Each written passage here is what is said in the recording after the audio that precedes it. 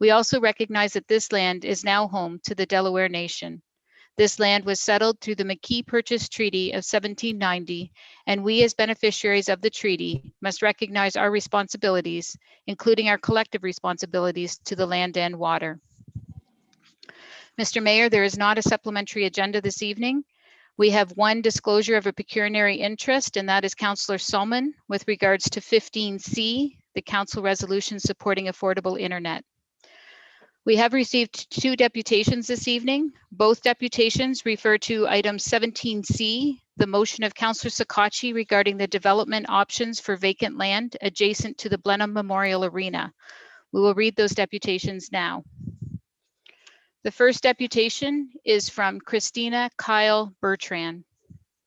I would like to thank the Chair and Council of Chatham-Kent for allowing me the opportunity to express some ideas regarding Kyle Park today.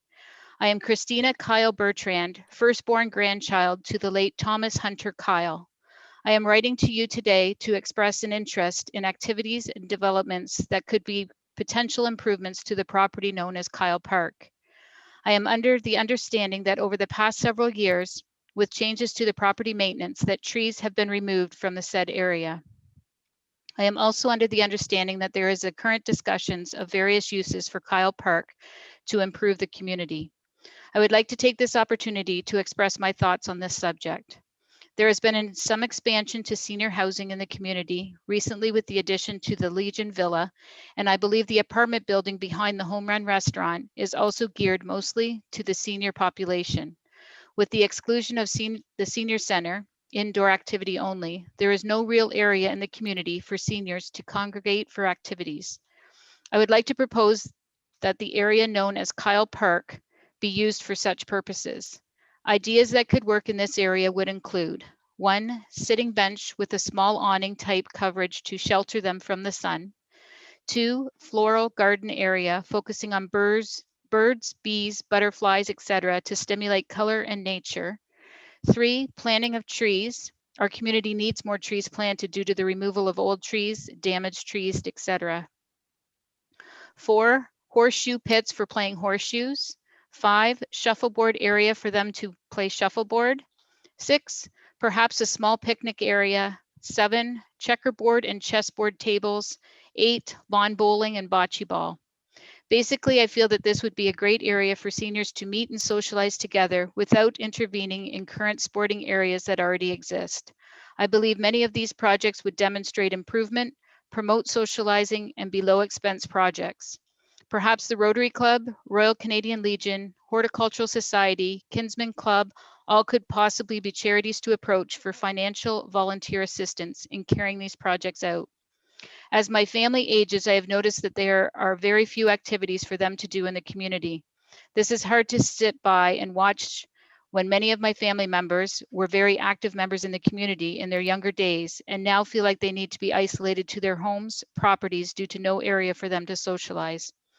It is with this in mind that I would like to see an area set up for senior socializing. Thank you for allowing me to express my concerns. If you wish to reach out to me and discuss my ideas in person, I may be reached during daytime hours.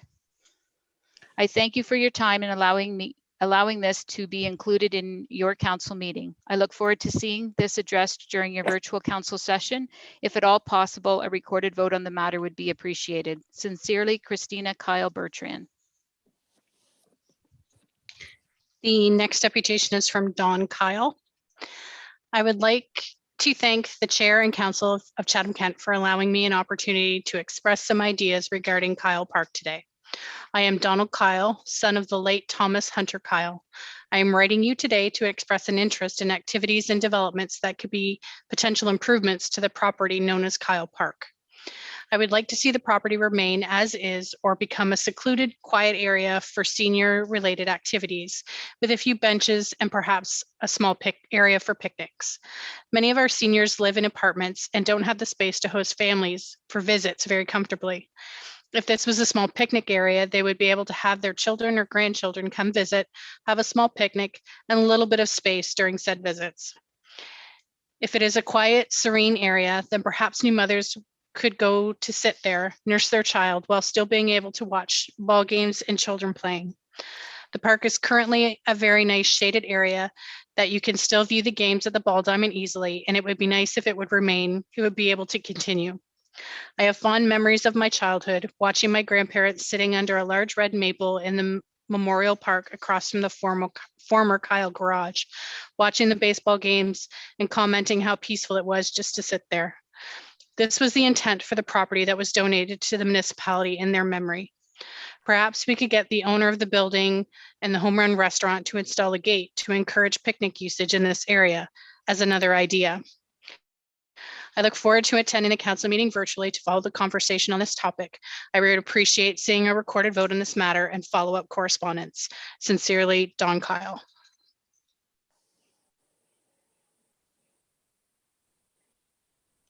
Next, Mr. Mayor, we'll move on to the consent agenda. This evening, we have had the following reports pulled for discussion. We have item 15B, 2020 use of contracted professional services, pulled by Councillor Harrigan. We have 15C, the council resolution supporting affordable internet. It is pulled due to a conflict from Councillor Solomon. Item 16B, Chatham Branch, Chatham-Kent Public Library space limitations, pulled by Councillor Harrigan. Item 17B, roadway heavy vehicle restrictions, Community of Romney, pulled by Councillor Kirkwood-White. Item 17C, the motion of Councillor Sakachi regarding the development options for a vacant lot adjacent to the Blenheim Memorial Arena. It has been pulled by Councillor Sakachi, Latimer, and Finn. And the final report is item 18F, spite fences, has been pulled by Councillor Thompson. Therefore, the remaining reports will be approved in one motion, and they are items 12A, B, C, 13A, 14A, B, C, 15A, 16A, 17A, and 18A, B, C, D, and E. Councillor Hall and Councillor Wright, can I get you to move the consent agenda? So moved, Mayor Kenneth. Well, thank you. Second that, Mayor Kenneth. Thank Seeing no questions, we'll put it to vote.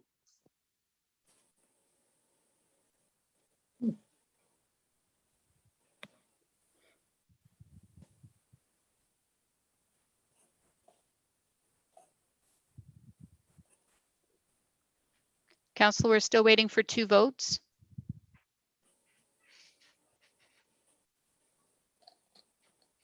There's one. We're waiting for one more. Judy, for some reason, it's not coming up on my screen anywhere. Okay. I will support this, yes. Perfect. Thank you. All votes are in and motion passes.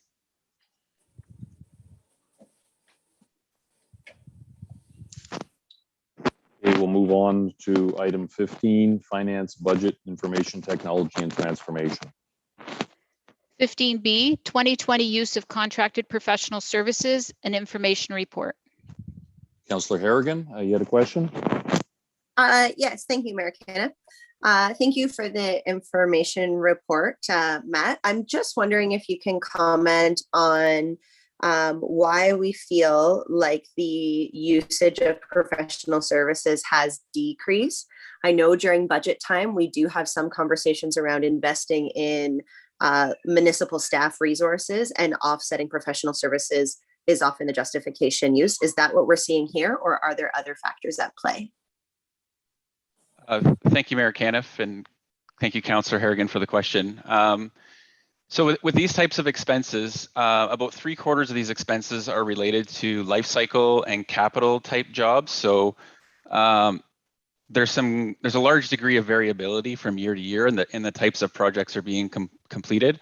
So we do see some fluctuations in the use of consultants. The primary use of the consultants would be for specialized types of services like specialized engineering fees, et cetera.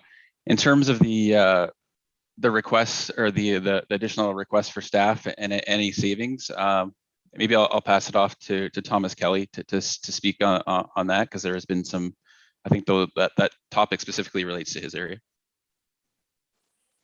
Thank you, Matt. So what we have done internally is a few years back, we had asked for additional staff to assist with some of our engineering projects. And we've used that staff really to offset a lot of the consulting fees. However, at the same time, we've had a case where we are rehabilitating or replacing more bridges than we ever have in our history.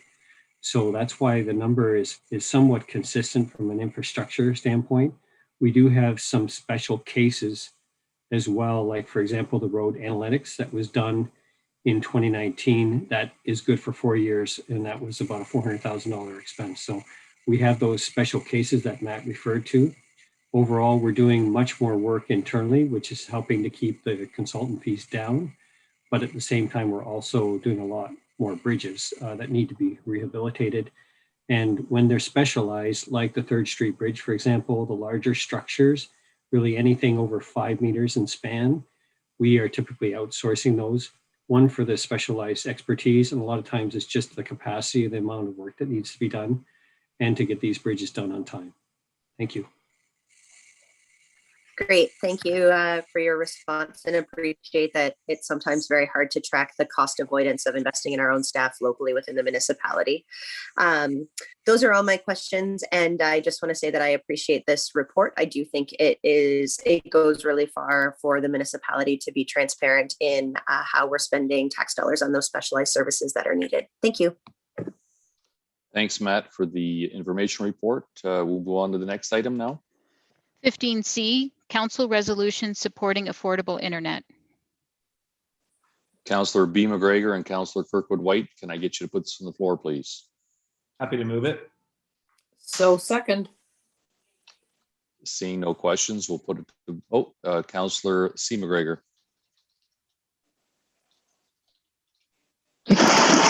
Sorry, and through the mayor. I just had a comment, and I'm very much in favor, of course, of this the resolution. I noticed that one of the participants or one of the groups that would be sending us to is the FCM group, and I'm just wondering if in their copy that goes to them, if we could ask them to then issue it back out to all of their members. That way it will go right across Canada. I know sometimes when it goes there, they might post it on their site, but it would be nice if they forwarded it to all the municipalities right across Canada to garner further support with the federal government. Councillor C. McGregor will ensure that that happens. Thank you. Thank you very much. Seeing no other questions, we'll put it to vote.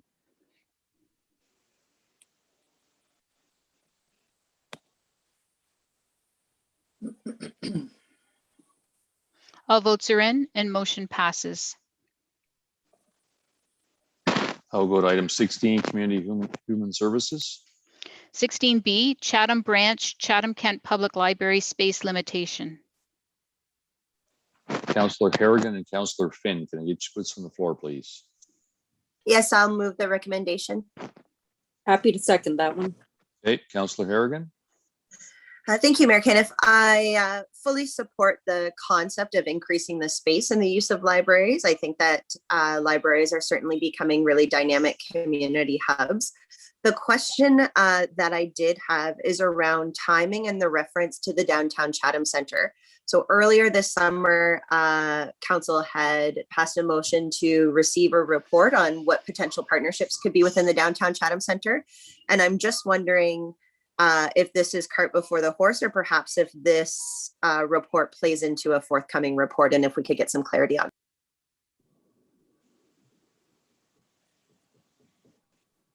Mayor Kenneth, it's April. Would you like me to take this question? Certainly. Thank you. Thank you, Mayor Kenneth. April Retek, General Manager, Community Human Services. Thank you, Councillor Harrigan, for the question.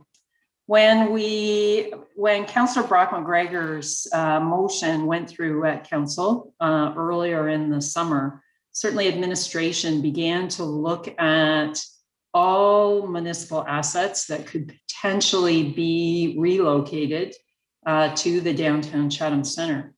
One of those assets is the Chatham-Kent library that resides right now in Chatham. We looked at and met with the library board. We have pulled the library master plan. Tanya's done some significant work, and she can certainly speak to that work if council chooses, around best practices and recommendations for libraries that service the size of the city of Chatham. And that size is recommended at 35,000 square feet. And so part of this is when the master plan was presented to council, certainly at that time, council approved the master plan in principle. What they did not do was to look at approving actually increasing the size of the Chatham branch. So in order for Thomas and his team to move forward and look at kind of developing some plans, looking at what will fit and what won't fit, trying to come to some shared space between the library and what is community space, the Civic Center, any of the other municipal assets that would come together to share space. We really felt, representing the library, that we needed to have council's approval to look at increasing the size of the branch in order for IS and Thomas's team to move forward with plans. That doesn't mean that, the library will end up being 35,000 square feet. We certainly, from a library perspective, and the library board hopes that that is the outcome, even if some amount of that is shared space. But Thomas cannot, like I said, move forward with development of plans until council gives us the go-ahead to look at potentially increasing the size of the Chatham branch. So I'll stop there, and hopefully that answers your question, Councillor Harrigan. If there's any other questions, I'd be happy to answer them, or Tanya can as well. Great, thank you, April. And just as a quick follow-up, the recommendation here is written directly in connection to the downtown Chatham Center. So am I right in assuming that if Thomas's report comes and maybe that's not the direction that council were to take, then increasing the Chatham branch space would be a separate report and a separate business plan down the road? Thank you, Mayor Caniff. Yes, you are absolutely correct. We are still supporting an increase to the size of the Chatham branch. Okay, great. Thank you so much for that clarity. Happy to move this and really do support to the increase of public spaces like libraries in our communities. Thanks. Councillor Bondi. Thank you, Mayor Caniff. Can you hear me? Okay, great. April, quick question. What's the current square footage of the library? Well, thank you, Mayor Caniff. Thank you, Councillor Bondi, for the question. It depends on what documents you read. So the master plan indicates that the current branch is just under 23,000 square feet. Thomas and the IES team have been out and done some measurements with some of the fancy tools that they have, and they're estimating it around 25 and a bit thousand square feet. So it's about 10,000 for sure. Well, maybe 9.5, too small for a city the size of Chatham. Does that help? Okay, yes, thank you. My next question would be, what is the motivation to increase it by an additional 10,000 square feet? I'm rather familiar with the library. I go there, like, not a lot, but sometimes in the last 50 years. And so I'm just wondering, it seems adequate to me. It's a great place for my kids. It's been good to me all these years. So what would be the additional 10,000 square feet? Is it for, more book storage, which I think we're kind of moving away from in this electronic world? Or is there other programming aspects that you're looking at to increase? Thank you, Mayor Caniff. Is Tanya on the line? I think Tanya is probably the best person to answer this. If she's not there, I will move forward, but I'm hoping that she is on the line. I am on the line. Great. Thank you. Okay, so through Mayor Caniff to Councillor Bondi, thank you. That's an excellent question. You're right. The space that we're asking for is not for necessarily more books. We have been working very diligently in that branch to provide more space for the community. We have had several customer service surveys over the last few years. The last one was 2018. We're in the midst of another one. The requests repeatedly for, in particular for the Chatham branch, is to have quiet space, to have group study space, and to have more bookable space. We know that larger scale programming that communities can come together and engage in are incredibly popular. We are not always able to offer them at the Chatham location. I know some of our councillors had attended our CK Reads finale 2 years ago, where we had Plum Johnson come to the library. We had over 100 people in the cafe community area where the magazines and the newspapers are, and we spilled out into the almost to the children's doors, if you know the space well. The following year, we knew it would be very popular again. We had Kelly Armstrong, an extremely popular Southwestern Ontario writer. And because we knew we couldn't safely offer it again in the Chatham branch, we offered it at the Kiwanis Theatre, which is great. And we had great attendance, but we have that many people, we'd like them to come through the library doors so that we can connect them to further resources and information and just everything else that's available at the library. One thing I would like to add is in 2025, we do have to meet as a library system AODA requirements, which is going to mean we have to lower our shelving heights to about 5 feet. We have been working really hard in the Chatham branch to ensure that our collections are popular, that they're being used, that we're getting rid of stuff that's out of date and no longer in fashion or on trend. In order to be able to lower our stock. But in the report, you'll note I say that we have about 90,000 items. Because we are undersized in so many other locations, Chatham has to be the major repository for a great amount of our collection. Which works. We have a fabulous courier system that gets out 5 days a week to very many, branches. And so we can be that spot so that we can hold on to it and then ship it out to Wheatley or Bothwell or so those are just some of the reasons. I would just reiterate that it's not so much for books, it's space that we need for the community. Okay, that's great. Thank you very much, Tanya and Mayor Caniff. Thank you again. Seeing no other questions, we'll put it to vote.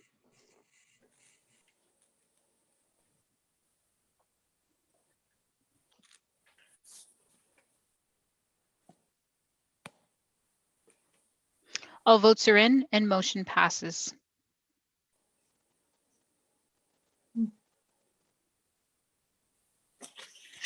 Go to item 17, infrastructure and engineering services.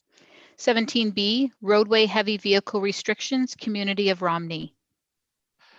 Councillor Kirkwood White and Councillor Oche, can I get you put this on the floor, please? So moved. Seconded. Councillor Kirkwood White. Thank you, Your Worship. I just had a couple of questions for Mark Seppi. This has to do with the shortcut that heavy vehicles are taking along the 3 concession roads. And just had a couple of curiosity questions. can you, Mark, define what heavy means? Also, do you have an estimate of the number of vehicles that might be inconvenienced that are actually taking the shortcut?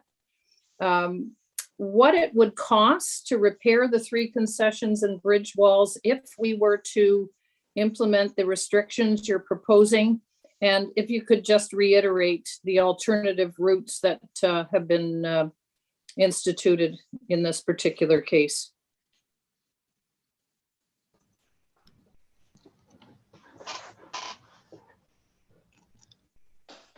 Thank you, Mayor Caniff. In regards to your first question, the definition of a heavy vehicle, and it's defined in our traffic and parking bylaw.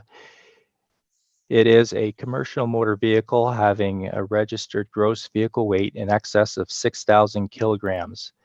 And this excludes fire and emergency vehicles, buses, and road service vehicles. In regards to your second question,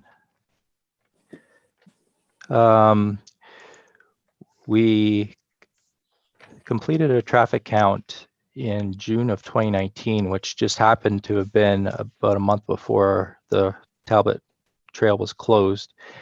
I guess, well, actually, that wouldn't answer your question. So, well, the average annual daily traffic that we recorded was about 1,600 vehicles, and the heavy vehicles was about 14.2%, so about 235 heavy vehicles per day. We did do a short traffic count on second concession line in November of 2019, which would have been about 5 months after the closure. And this would be more in line with your question, Councillor Kirkwood-White. So we recorded an average annual daily traffic of 507 vehicles using that road. The heavy vehicle percentage was 12%, which represents about 61 heavy vehicles per day. We don't have a traffic count prior to the closure on Talbot Trail, but we believe that the 507 vehicles per day is much higher than what was occurring before that. So we can only estimate, but we figure that as far as the heavy vehicle restriction, it would probably inconvenience about maybe 55 heavy vehicles per day, and that's a guesstimate or educated guess. Okay. And then your third question in regards to maintenance, I believe Chris T-Bear was going to be speaking on that. Thank you, Mayor Kenneth. This is Chris T-Bear here, Director of Engineering. With regards to the maintenance costs and ultimately the sole purpose of this report, which is to try and reduce and restrict the heavy vehicle usage on these 3 roads here. The purpose ultimately is through in consultation with Public Works Department. They've received very many complaints about the increase of truck through traffic on the road from the local residents that live on these 3 roads, and ultimately the additional costs of maintaining these roads due to the heavy vehicle loadings and the through traffic that's happening. We're really trying to encourage the use and promote the use of the detour route, the posted detour route for the Talbot Trail closure, which is getting into your 4th comment there, which is utilizing Port Road up to Middle Line and then Wheatley Road as well. And in hopes of trying to keep the heavy through truck traffic off of this road. This restriction does not restrict local operations to continue on these roads. So the farmers and access to these roads and the farming operations happening on these actual roads can be maintained with this current restriction. This is really just to try and deter the through traffic that we're seeing on Talbot Trail and push them to use the posted detour route, which is to kind of keep them on roads that have been designed to accommodate those types of heavy traffics. So the cost right now, we're looking at approximately $15,000 to $20,000 extra per year that Public Works has been spending to maintain these roads as a result of the truck traffic. So our hope is that by enforcing now this heavy vehicle restriction on these 3 roads and pushing them back onto the posted detour route will therefore reduce the maintenance costs by that much. Okay, I really appreciate the answers. I've also been receiving emails from other constituents within the town, within Chatham proper, with regard to detours and shortcuts that people are taking around bridge closures and other things. And there's obviously a reason for what you're doing. And I think it's important for people to understand that, you know, people are going to be inconvenienced a little bit when we've got major construction underway. So appreciate it, Chris. Thank you very much, Mark, as well. Councillor Oche, followed by Councillor Bondi.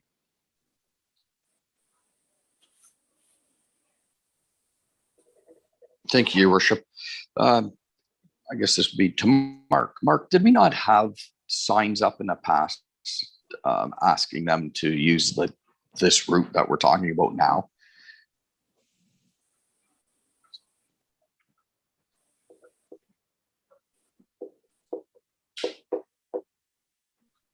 Mark, if you're speaking, we can't hear you. Good. Which Mark? Sorry. Sorry, we can hear you, Councillor Oche. Mark Seppi, we cannot hear you. Thank you. I'll thank you, Mayor Canfick. Chris, again, I'll attempt to answer that, and maybe Mark's having some connection issues here. So right now, of course, the detour route for Port Road up to Middle Line and Wheatley Road is posted, and it is posted on our website, and it's also posted out in the field as well. We did implement some signs along concession line 2, 3, and 4 for no trucks, but they were not bylawed. So essentially, this report here is to make them bylawed and now enforceable under our traffic and parking bylaw. Okay, one more question through you, Mayor. Did we not also, or did not also the signs go missing? I know we were having a problem with them. We had them up and then they were pushed off in a ditch, then put them back up, and then now I believe they're all gone. I will have to verify that with our public works team. I'm not aware of any of the signs going missing, but definitely something we can look into. I know there was a case of some of the detour signs getting damaged as a result, but I'm not aware of any of the actual truck traffic signs being taken down. So that's something that we could look into with our public works team. Yeah, I'm just, you know, I obviously am for this because I know what it does to the roads, to the dirt roads there that are obviously not made for handling that kind of weight. But I don't know, are we going to have the police out there or how are we going to do this? I just know it's very hard to enforce this. That's all. Yeah, we will definitely consult and coordinate with Chatham-Kent Police Services now going forward, now that this will, pending, of course, council's direction tonight, this becoming an actual bylaw, working with our CK enforcement team to ensure proper enforcement of this road with the trucks. And I'll leave it up to their professional recommendation and opinion how to manage that going forward. Great, thank you. I know the residents will be happy to hear this. Councillor Bondi, I noticed you put your hand down. You don't have a question on this? Yeah, thank you, Mayor Camp. No, sorry, that was the old hand. So Okay. I have removed it. Thank you. All right, Councillor Solomon. Thank you, Worship. First, can you hear me? Certainly. Yep. Oh, you can? Okay, good. So I went out to this area on Sunday to be able to be better informed for purposes of the meeting tonight. And I'm perfectly willing to support the heavy vehicle restrictions, but I do have a question because this is what didn't make any sense to me. I got to Port Elma and there was a detour sign that pointed me down Port Road. So you go down Port Road and you get to Middle Line, and then you take Middle Line to Tilbury and then the road to Wheatley. So that's the sign that is at Port Elma. But if I were to go through that sign on continuing on Highway 3, I then reach the Coatsworth Road, go down concession 2, and then I'm back on Highway 3. There's another small road and I'm on Highway 3, Stevenson, I guess it is, in Coatsworth. There's a 20-minute difference in getting to Wheatley following your signs, which are very confusing. Why doesn't it just point vehicles down to Stevenson and Coatsworth Road in the second concession so they can get to Wheatley and save 20 minutes of going the wrong direction? Because Port Road takes you back towards North Buxton and Fletcher, and then or Valletta, and then up to Tilbury and down to Wheatley. And the reason I ask that is, if you're coming the other way, if you happen to be a resident of Chatham-Kent and you're going to Wheatley, you're faced with that dilemma. But if you happen to be a resident of Leamington and you're coming to Blenheim, there is a sign that says, go down the second concession and Coatsworth and Stevenson Road, and you just saved yourself 20 minutes. It didn't make any sense to me. Maybe you can explain why it's set up like that for non-heavy vehicles, automobiles, cars. Can you explain that? Oh, and by the way, there is a missing sign at where the second concession comes out onto, I believe it's Coatsworth. Thank you, Mayor It Camp. doesn't show the turn. I'll attempt to answer that. We'll definitely review the signage out in the field with our public works team and make sure all the signage is adequate for the detour route. The posted detour route for this road, the roads that can accommodate this volume of traffic, the Talbot Trail volume of traffic, is Wheatley Road, Middle Line, and Port Road, or Port Road. That was the recommendation for the posted detour route, only because of the lack of arterial roads between Talbot Trail and Middle Line to point traffic to in that volume of traffic. So we're encouraging all vehicles to use that route. Of course, like any construction project, the public, especially the public that live in the area, will know that there's shortcuts and there's other roads that they can take. Therefore, being second concession, third concession, fourth concession, even Goodrow Line, and that's not discouraged. We're still promoting and trying to ultimately promote the detour route, but the whole purpose of this report in particular is to try and deter that through traffic, that truck traffic, because that is the traffic that is causing the increase in maintenance on those roads. Second concession, third concession, fourth, they can't accommodate and they can't handle that kind of heavy vehicle through traffic. Not only the maintenance costs, but the turning radiuses and the actual area and footprint at the intersections of those roads with Stevenson as well as with Coatsworth are inadequate for truck turning movement. So it's not safe as well due to the presence of the municipal drains and the roadside drainage. So that's why we're really trying to deter the through traffic to using those shortcut roads as it was earlier identified. Yeah, that's not my question, though. I didn't ask that question you just answered. I've said I fully supported the heavy vehicle restrictions. What I don't understand is if you're coming from Leamington, then you are directed by your signs to use the second concession and then come up to Highway 3 again. If you're coming from Blenheim and going to Wheatley, your signs direct the person to go back to the middle line, which is a further 20 minutes. That's what I'm saying doesn't make any sense. Because if you can do it one way, coming from the west, going to the east, then surely you can go from the east to the west.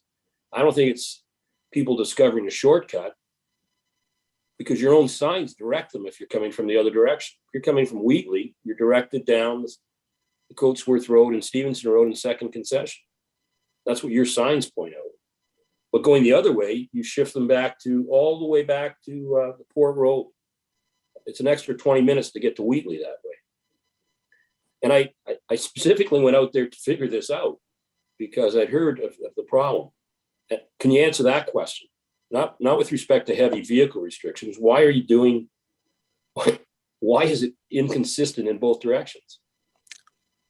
Thank you. Thank you. Okay. So I thank you for bringing that to my attention. I will definitely be reviewing our signage and our detour signage with our team and making the proper adjustments. Again, I think the purpose of the signage from Wheatley heading into Blenheim was really to acknowledge that the local roads and the local businesses, of course, within beyond that detour route are open. I wasn't aware that we were actually pointing all traffic in that direction. So that's something that I will be glad to look into. Thank you for bringing that to my attention, because again, we're trying to promote the detour route for all that through traffic to try and reduce the amount of wear and tear on the local roads. Yeah, I think you should, because it is anybody going towards Wheatley, it gets an extra 20 minutes. Anybody coming from Wheatley saves themselves that 20 minutes, just the way you've got your signs set up. Okay, thank Thank you. you. Councillor Thompson. Thank you very much. I guess my first question would be in regards to what it means to be a local business, because as I sit here, I can already hear a couple of tomato farmers on this side of the closure. You just added, well, Councillor Solomon's 20 minutes, and then we'll say the 20 minutes way back, 40 minutes per trip for a tomato truck going down the Highway 3. They can't use the second, third, or fourth concession anymore, and they make those trips 4 or 5 times a day. So when we talk about a local business, what does a local business mean in these instances? Thank you, Mayor Cass. So maybe Mark Seppi might be able to assist with this question, but what the restriction that's going to be in place does not restrict operations that utilize those roads. So if you have a farming operation off of the second, third, or fourth concession line, that will still be permitted under this restriction. It's the through traffic.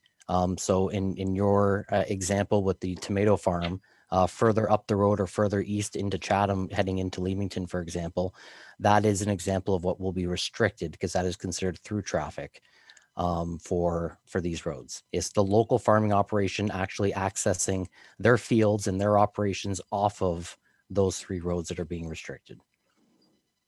See, they're not going to like that. It's been 2 years since we closed the Talbot Trail there. How come it's taken 2 years to bring these recommendations forward? Thank you, Mayor Kempf. So again, this was in consultation there with our public works team and just kind of reviewing our maintenance records with with how much we're going into maintaining primarily the second concession line. But our concern was that if we restrict only second concession, we're pushing it to the third and therefore pushing it to the fourth as well. So that's why the recommendation is in front to restrict all 3 roads. Due to the increase in maintenance costs that we're seeing, as well as the amount of complaints and calls that we're getting from the residents that live on these roads, is why we're putting this recommendation forward today. Okay, if I was one of the farmers that's been using that road, it's been calling me on a monthly basis saying, when's that road going to reopen? If I was reading between the lines here, I would say it's going to be quite some time, or we wouldn't be putting this in place. What is the timeline to have a more permanent solution in place for the Talbot Trail closure? So we are still currently working on the municipal class EA for this road. Our goal was to have a public information center during the month of July, but now we're aiming now towards mid-August. I actually just reached out to our consultant, and we're trying to ensure that we have all the correct information and data that we're waiting for from the province in place before we move forward with our next public information center. The goal is still to have a recommendation in front of council by 2022 budget deliberations for consideration. And it's going to be a phased approach ultimately through the EA with a short-term solution, getting around the current closure that ultimately feeds into the long-term solution for all of Talbot Trail from Cedar Springs all the way to Wheatley. Okay, thank you. Seeing no other questions, we'll put it to vote.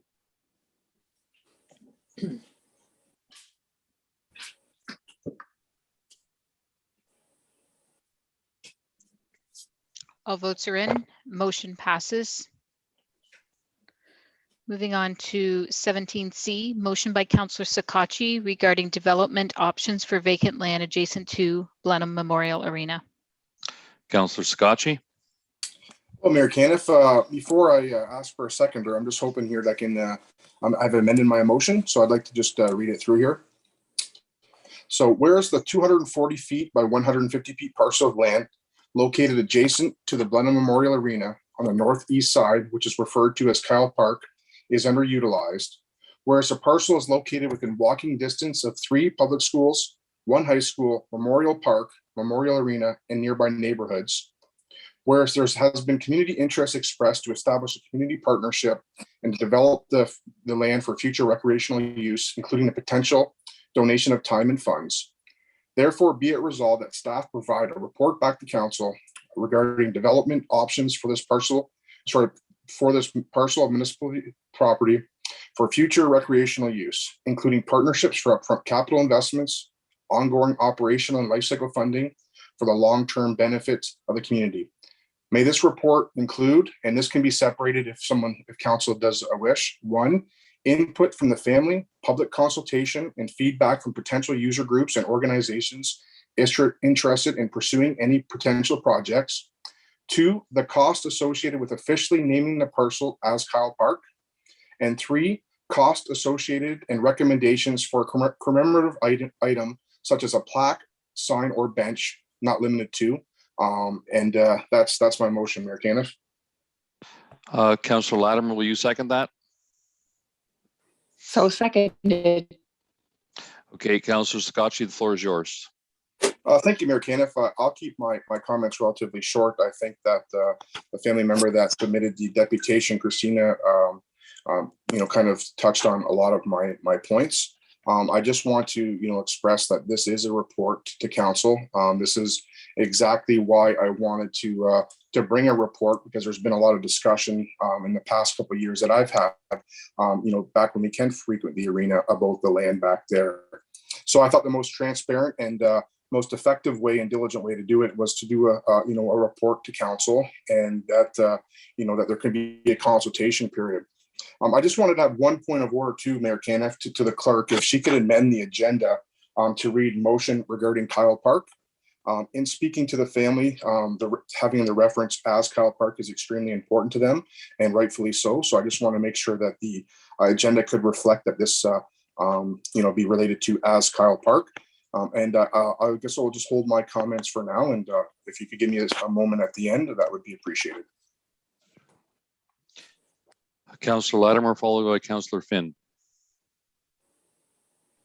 I don't, thank you, through the mayor. I don't really have any further comments. Councillor Sakachi just addressed my 2 concerns, and I really do feel that this amended motion is in the spirit of what the family would consider appropriate. So I'm looking forward to the community engagement and further discussion with the family and the community about the use of this piece of property. Councillor Finn, followed by Councillor Thompson. Thank you, Your Worship. Just a friendly amendment. Could we take the word may out and put the word shall? This report include, that way I know the family is reached out to.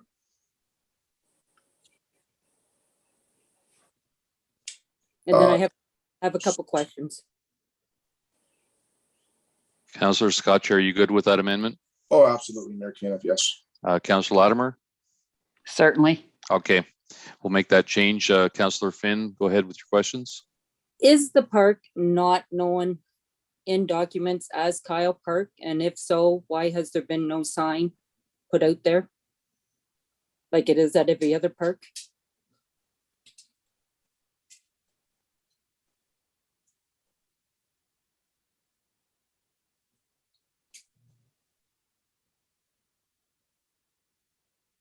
Mr. Mayor, it's Thomas Kelly, General Manager of IES. I wasn't, my staff were not aware it was called Kyle Park, and I was not aware of this. So that's why the signs were not out. Okay. Thank you. I would take it then, it will be looked at possibly in looking in past records. Absolutely. That will be part of this study that we're going to do. We'll do further homework on this piece of parcel to gain further perspective on the history, and we'll report that back to council in this report. Okay, thank you.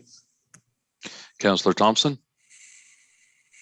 Thank you. I'm much more comfortable with this this new motion, this amended motion, than I was prior.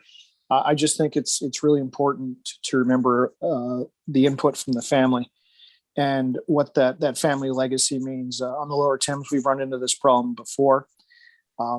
We might have the legal ability to do practically anything we want, but I don't think we have the moral ability to do that. So if the remaining family members are opposed, I'm not really interested in how great an idea or how much the community's interested in it. It's a full stop for me there if the family's opposed. But hearing the comments tonight from the two family members, I'm given hope that we can find a use for this park.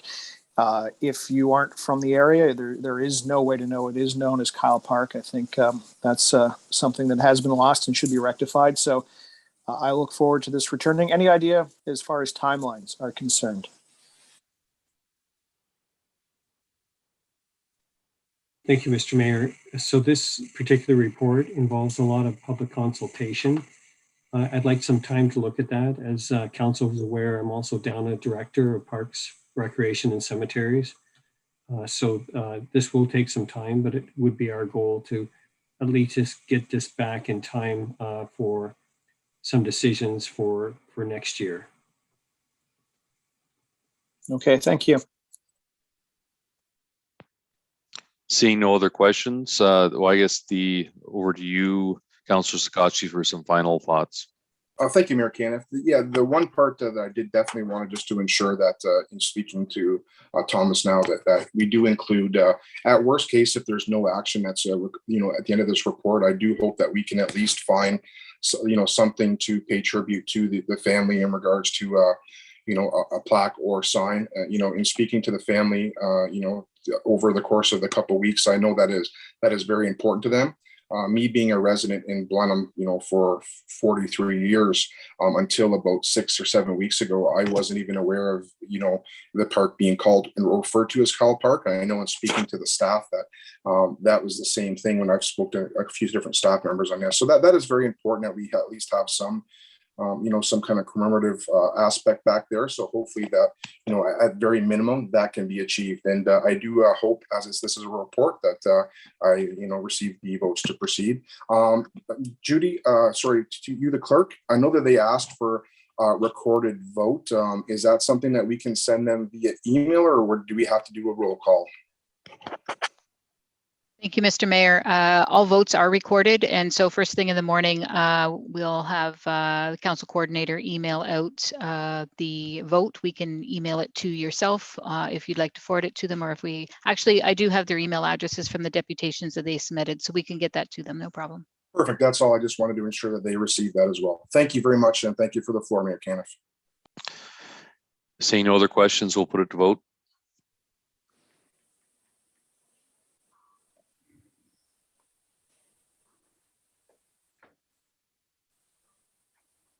All votes are in and motion passes. And if it helps, it passed unanimously, so. Okay, we'll go to item 18, community development. 18F, spite fences, information report. Councillor Thompson. Thank you very much. I would like to make a motion to refer the report back to administration to investigate potential amendments to the current fence bylaw, and that report returned by year's end. Is there anyone who will second that? Councillor Kirkwood-White.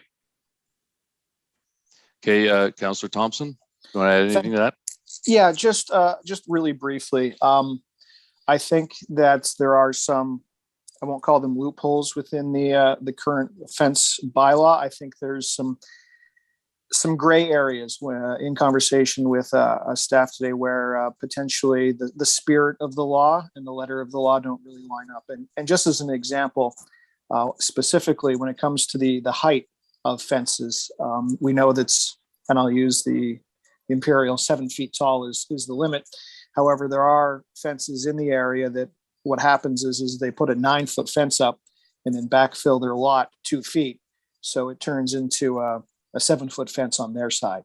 And within the bylaw, it says, it's taken from the highest point, because if you had a naturally occurring hill, that makes sense. And it really does. And that comes down to the letter of the law and the spirit. And unfortunately, taken to its comical extreme, you could put up a 10-foot retaining wall with a 7-foot fence on top of it, and that would meet the legal requirements. So I think it's important that we look at making some potential amendments, and that report would come back for council to decide upon what exactly we want to see. Good fences do make good neighbors, but sometimes fences are put up without the best of intentions. So I would like to see this head back to get a better sense of what we can do within our current framework, and that those options return to council.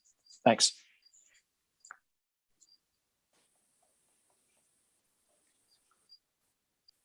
Well, seeing no other questions, Councillor Bondi.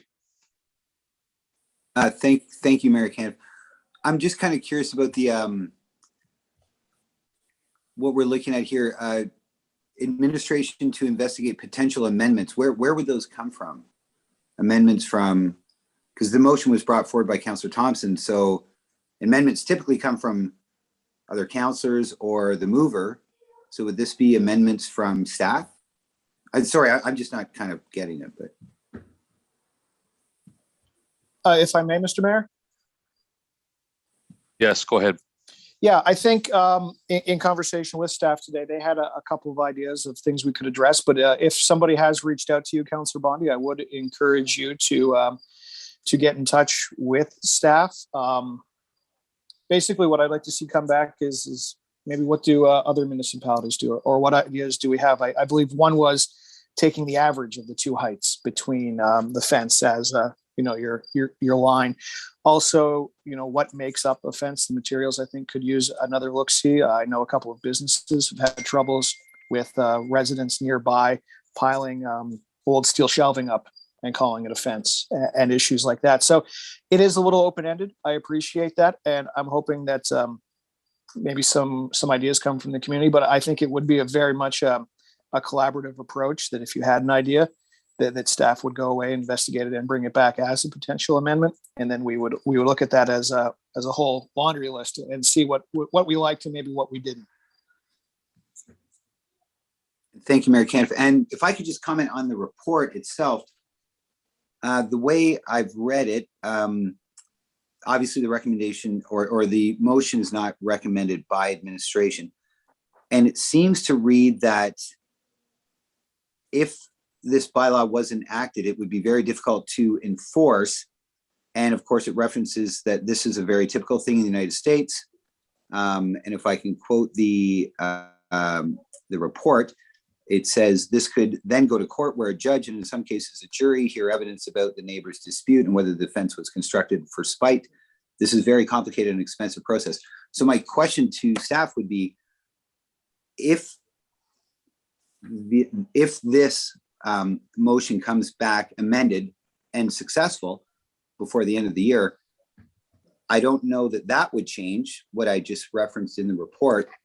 So my question is, as a municipality, frankly, kind of why do we care? Because if we make the bylaw, and if it's disputed and it's litigated between, I assume, neighbor to neighbor, then that's sort of out of our hands and not a concern. So that is complicated, expensive, etc. How does that affect the municipality, or does it? And again, I'm not being critical, I'm just asking the question, because the report to me seems like it says, well, if we enact this bylaw, enforcement's going to be difficult, and a dispute between neighbor to neighbor is going to be complicated and litigious and expensive. So would the municipality be immune to that? Because would that not be between neighbor and neighbor? Or maybe I'm wrong, and if I am, I would like to be corrected, because I don't see that we as the municipality would be involved in that process, or maybe we would be. So if that could just be clarified, I may be a little ahead of the game. Maybe I should wait till the amended version comes back, but just a question. Mayor Caniff, it's David Taylor, Director of Legal Services. I'm happy to speak to that matter. That's all right. Go ahead.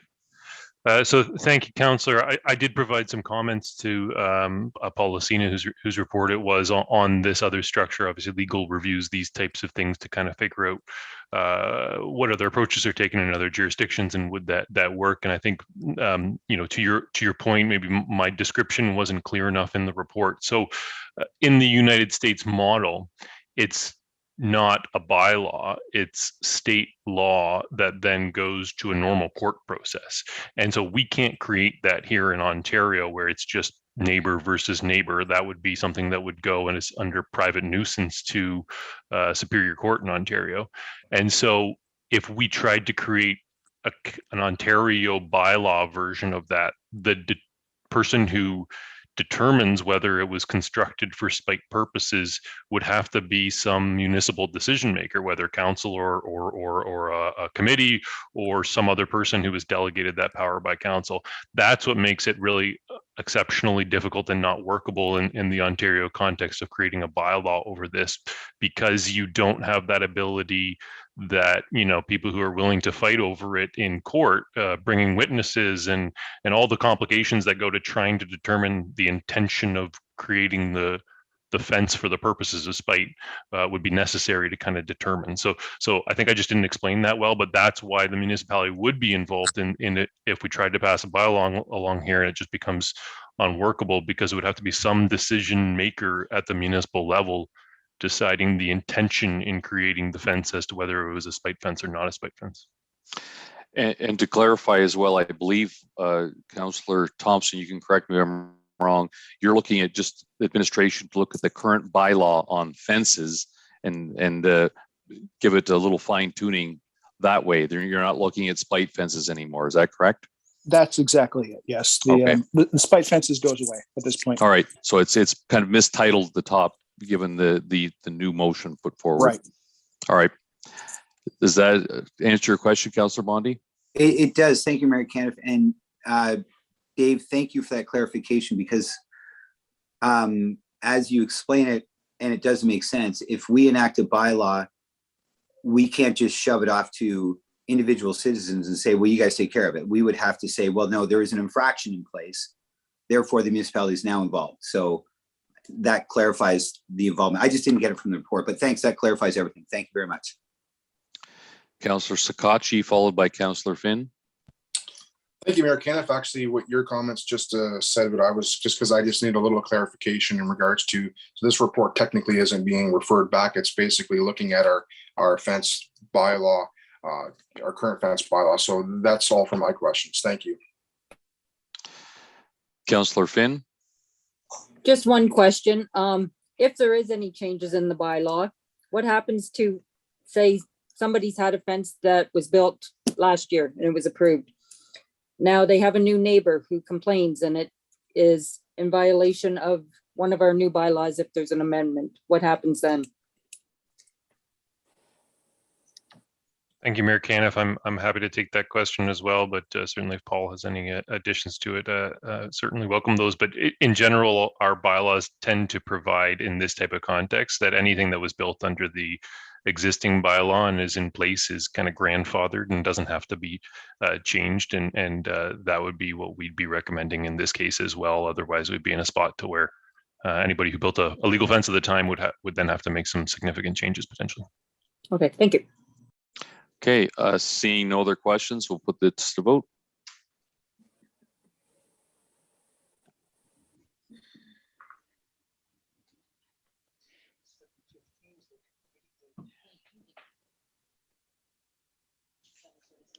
Waiting for one more, councillors.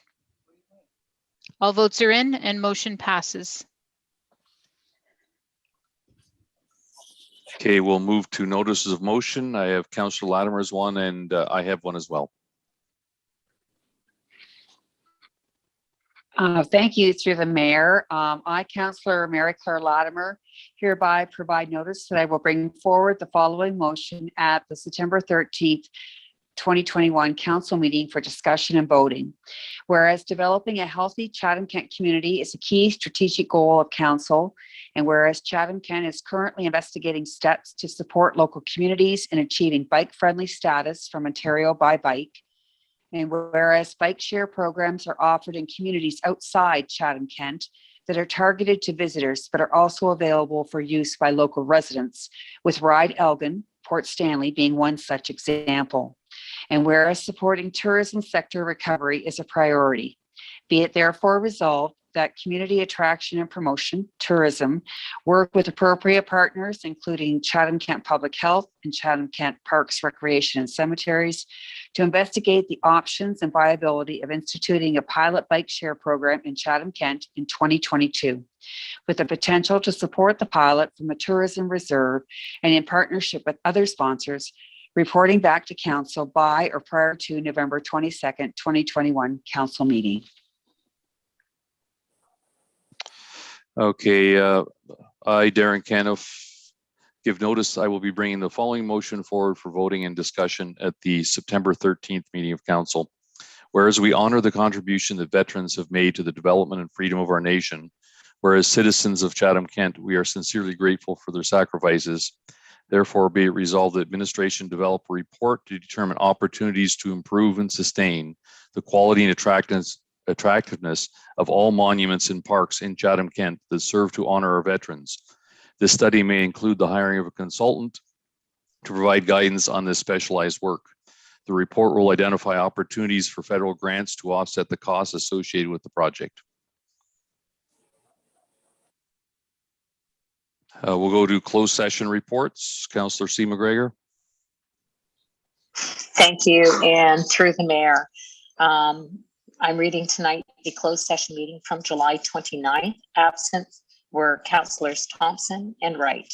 Council directed administration on trade secret or scientific, technical, commercial, financial, or labor relation information supplied in confidence to the municipality, which if disclosed, could reasonably be expected to prejudice significantly the competitive position or interfere significantly with the contractual or other negotiations of a person, group, or person or organizations, and a position, plan, procedure, criteria, or instruction to be applied to any negotiations carried on by the municipality with regard to potential partnership between Chatham-Kent, Chatham-Kent Public Utilities Commission, and Greenfield Global, and grant application to the Federal Clean Fuel Fund, Section 2392 I and K of the Municipal Act 2001. Councillor B. McGregor, can I get you to second that, please? Yes, I'll second that. Seeing no questions, we'll put it to vote.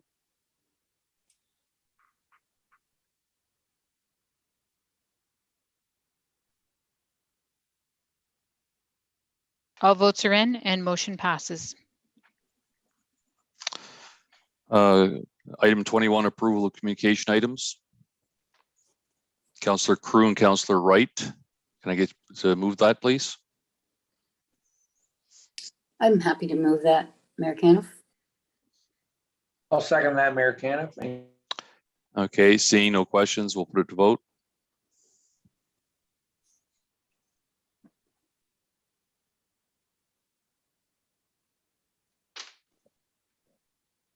Or if we don't put it to vote, we can just, anyone opposed? Motion carried. Non-agenda business.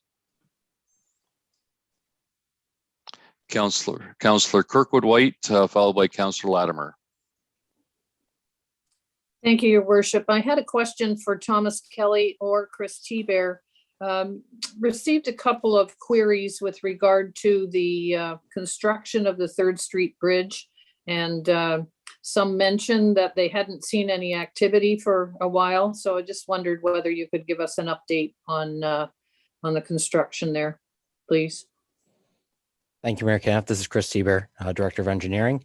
So yes, of course, we've had our biweekly update meeting there with the contractor and the consultant working on this project actually today, and we can confirm that everything is progressing as expected. And they're still on schedule. They've been working some extended hours, some as late as 3 o'clock in the morning, as well as on some weekends and Saturdays and Sundays. Most recently was just this past weekend. They were actually working diligently as well, really in an effort to ensure that they stay on top of the schedule and on track of the project. The bridge demolition has been completed, And the contracting firm there from Toronto, Zenith from Toronto, has ramped up their forces as of this week to begin working on the piers and the abutments in preparation for the delivery of the steel girders. So we have been working diligently on this with the goal to still have the bridge open to one lane of traffic in both directions by the end of this year. And of course, the final completion of the project is still on pace for the spring of 2022. Thank you, Chris. Thank you. Councillor Latimer, followed by Councillor Sakatchi. Thank you.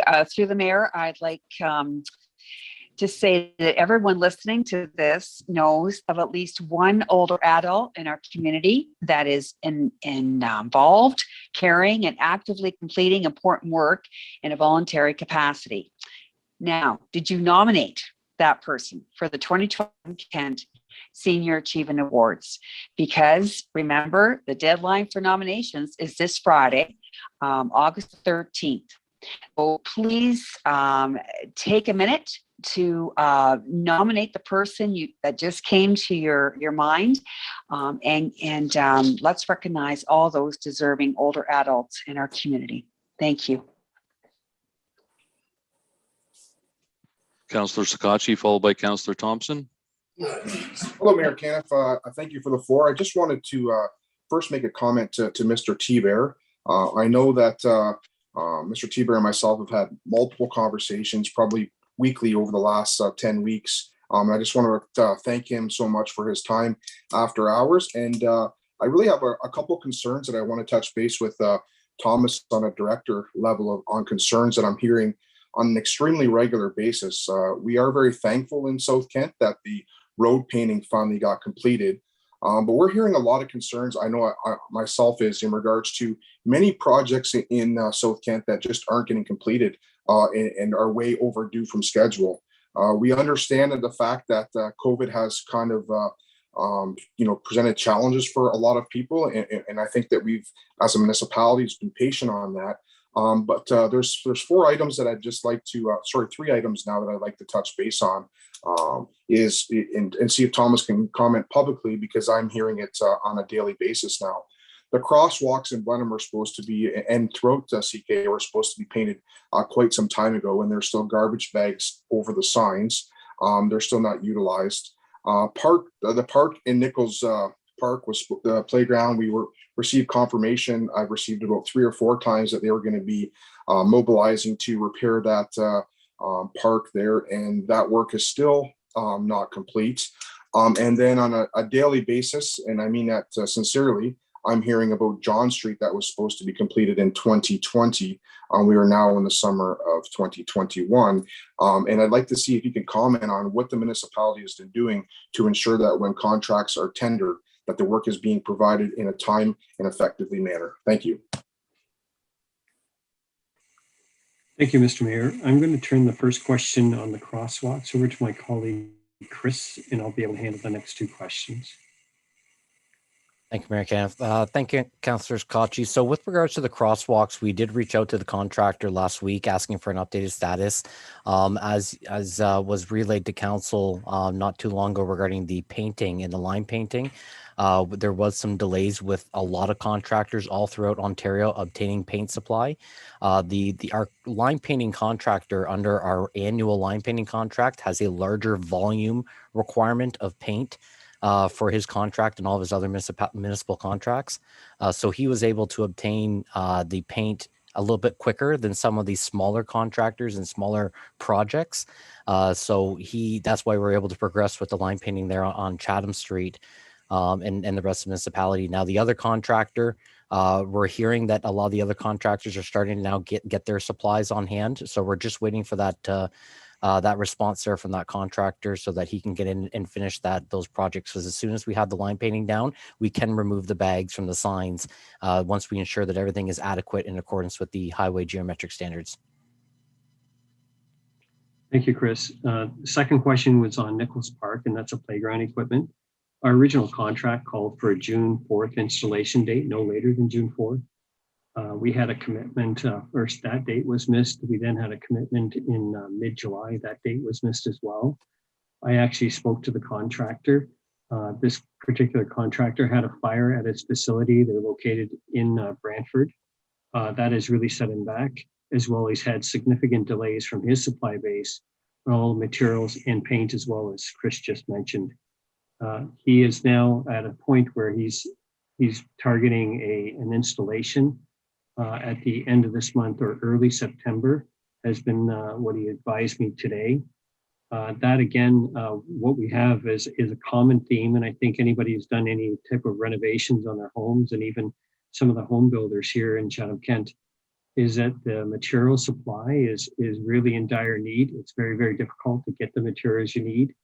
And our contractors, our first tier to us, they're being let down by their tiered suppliers as well. So that's been the problem. Always the communication could be better and stronger. And there's been some shortfalls there from really our contractor to us too. So that's, they fully admit that. And again, Nichols Park, the playground equipment is something that we're hoping to have resolved here within the next month. With respect to other contracts that we have, for example, the one on John Street, that's the new technology that we wanted to employ. We talked about it at our innovation report. That's a hot mix paving. That'd be the first of its kind. They are mobilizing this week in Thamesville. And then from there, they're moving to Blenheim to finish the work over there. That again is significantly behind. And that was a job that was supposed to be done last year. We did cut the supplier some relief because of COVID last year, but it was supposed to be done first thing this year. That has not taken place. We do have clauses in our contracts, not all of them, but it depends on the severity of the contract. So if it's a bridge or if it's a road, we typically have penalty clauses. In this particular one with John Street, we do have a penalty clause that is now costing the particular contractor on a daily basis until the work is done. We look at that always, and we make a determination. Do we want to have a penalty clause, or do we wish to leave it? It really depends on the severity. So playground equipment, in this case, if they were a month or so late, it wasn't seen as a significant hardship for Chatham-Kent. That's something we can certainly relook at. But every time we add these clauses into our contracts, we know from experience that that also increases the risk for the contractor. So the costs go up as well. So effectively, they know that they're now bidding on a service to us that if they don't hit their timelines, there will be a penalty to pay. So, at the end of the day, we try to have a competitive environment in Chatham-Kent. And those are determinations that we work very closely with our legal group to determine, do we want to have those penalty clauses in all aspects of our services or just the high risk ones? Thank you. I hope that answers all your questions. Thank you, Mr. Kelly. It does answer my questions. To me, it was just very important on a public forum that our community knows that we are advocating for these things to get completed. I think that sometimes it's difficult for us when we're talking to several people and we're laying dates that we're told several times, and then it doesn't get done, and then we're told another date. It just gets very frustrating for them, and I completely understand that. I also think it's important for them to know that from a municipal standpoint, and speaking with Chris literally weekly, he's been very helpful, but it's important to know that sometimes it's beyond the municipal Pally's control. But in saying that, I think that we have to ensure that we're endeavoring to do our best to ensure these contractors are at least staying in a reasonable time frame. And I think over a year behind is not reasonable, and that might be subjective, and that's just my opinion. But I appreciate the opportunity to speak on the Mayor Caniff, and that's all for my comments and concerns. Thank you. Councillor Thompson. Thank you very much. I hate to say it, but it's along the same lines as Councillor Sakachi. Just a concern that's been brought to me a number of times over the last week or two in regards to wait times when somebody calls in to either 360-1998 or 311. And I was just curious as to, I guess, the backlog or the volume of calls and what is leading to those delays. A couple of people really upset that they've been on hold for a considerable length of time just to get disconnected and move back into the queue again.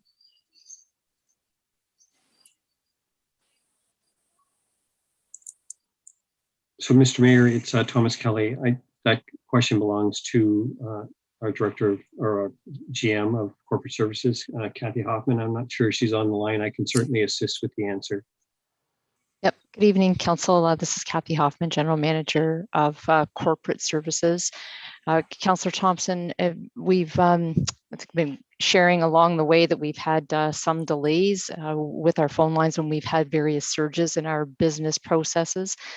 Certainly, if there are particular individuals that are experiencing trouble, it would be helpful if we could speak with them directly and just be able to do some analysis to find out when they called and whether or not there was a particular surge at that time.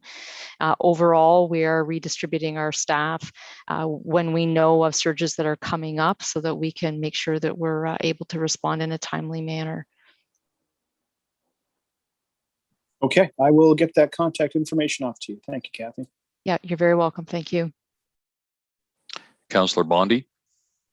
Thank you, Mary Camp. Just kind of a simple one. I've received a couple of calls over the last couple of days, too, so not a lot, regarding, frankly, West Street, because Wellington's getting redone and West Street's getting kind of beat up. So the question is not about West Street. The question is, with road reconstruction, repaving, etc., is there a publicly available list? Because I didn't have the answer. So this guy calls me and says, like, is West Street going to be resurfaced or is it going to be completely redone as far as like sewers and lines? And I said, well, you know what? I don't know. I can try and find out for you. But I kind of recall that we used to receive a list, which I know changes because there's prioritization changes over the years, which only makes sense. But my question, I guess, would be probably directed to Thomas or Chris. Is there a publicly available list of that prioritization and dates associated with that repair? Thank you, Mr. Mayor. It's Thomas Kelly, GM of IES. So the answer is yes. It is under our construction index. It is a list of all of the major projects within Chatham-Kent that are occurring. Chris's team updates it because there are changes. They update that file every Friday, but it is, because it changes, it is available on our website, and anybody who calls in, our customer service group have access to that file. It can be sent to them. But what we do is we post that on our website. It's called a construction index, and they can look at any specific project. It gives a summary of the project and when it will be completed. Great, thank you, Mary Kay. Thomas, the website's a little complicated. It's not complicated, it's a big corporation, right? So it's a big website. Is there, can you, verbally kind of direct me, anybody else, to a tab?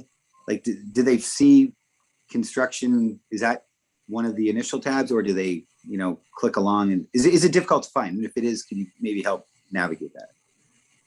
Thank you, Mr. Mayor. We hope it's not difficult to find, but to assist, I could send out a link to all of council to guide them on how to access that particular site. I'm sure it's quite easy, just not for me, but thank you. Okay. And I would appreciate it. Thank you very much.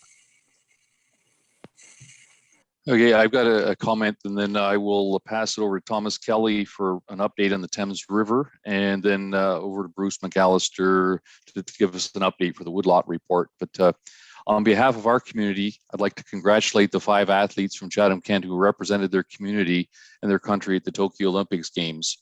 The sacrifices they made and the dedication they have shown are an example to all people who strive to achieve their dreams.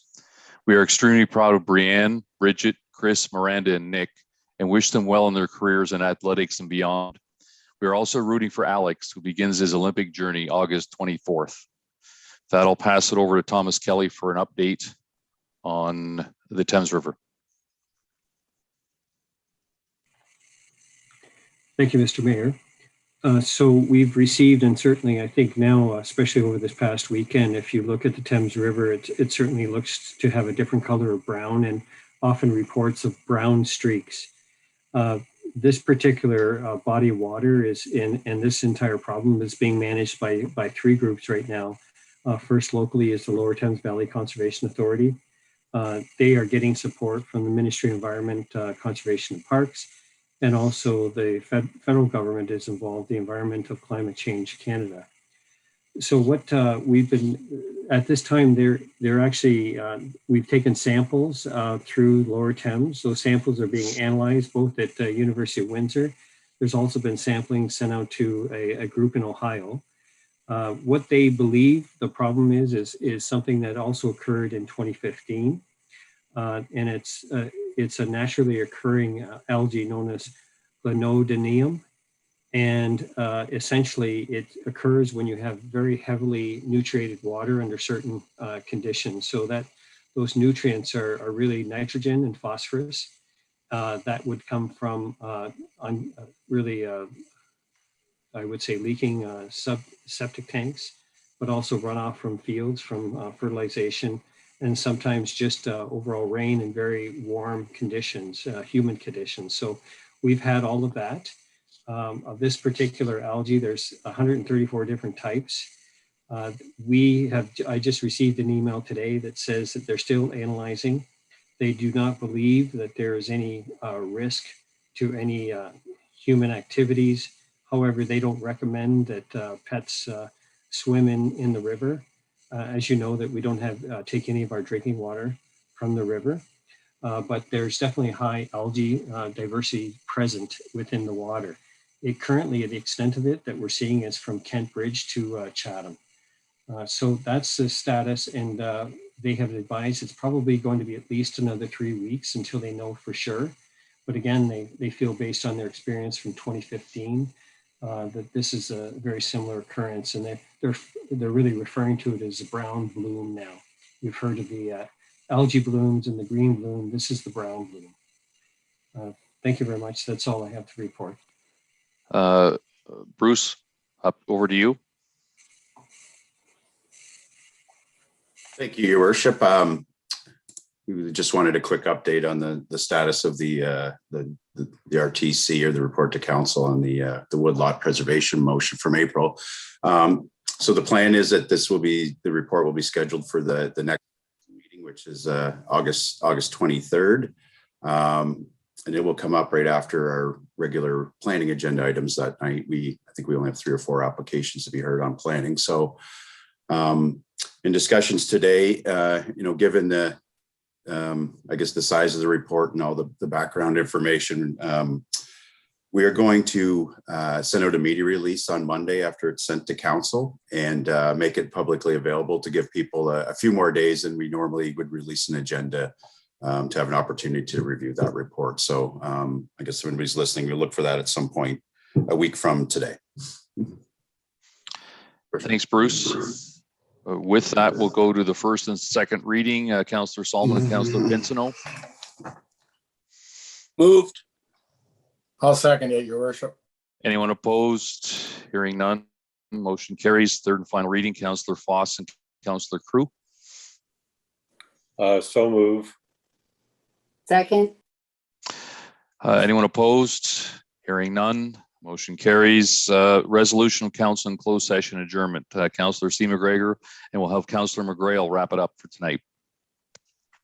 Thank you. And through the mayor, I would move that Chatham-Kent Council adjourn to its next meeting to be held on Monday, August 23rd, 2021, and that Chatham-Kent Council authorize itself to meet in closed session on that day to discuss any matters permitted by the Municipal Act.